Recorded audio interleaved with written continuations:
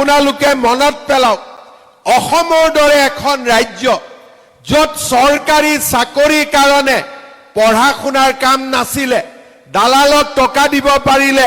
চৰকাৰী চাকৰি হৈছিলে আজি যদি মই বিচাৰিলোহেঁতেন 1.5 লাখ ল'ৰা ছোৱালীক মই চাকৰি দিলো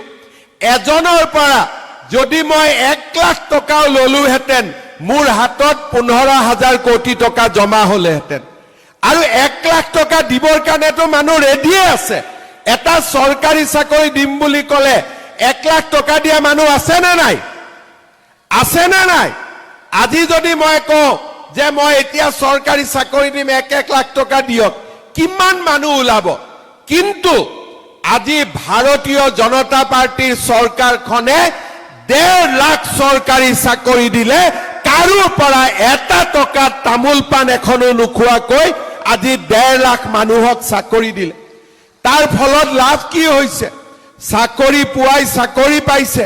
কিন্তু তাৰ লগত মানুহৰ পঢ়া শুনাৰ প্ৰতি বিশ্বাস হৈছে যে পঢ়িলে চাকৰি পাম পঢ়িলে কৰ্মসংস্থাপন পাম আজি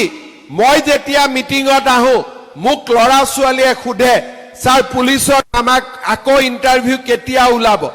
এডিআৰই ৰিজাল্ট কেতিয়া দিব আৰু মোক খুধিলে মই বেয়াও নাপাওঁ এটাই মই উত্তৰ দিওঁ যে এতিয়া পুলিচৰ ইন্টাৰভিউ চলি আছে নৱেম্বৰত আৰু পোষ্ট ওলাব তাৰ মানে আজি আমাৰ অসমত ল'ৰা ছোৱালীয়ে আশা কৰিব পাৰে যে মই যদি পঢ়া শুনা কৰো অন্তত মোৰ ভৱিষ্যত আছে আপোনালোকে চিন্তা কৰক 5 লাখ কোটি টকাৰ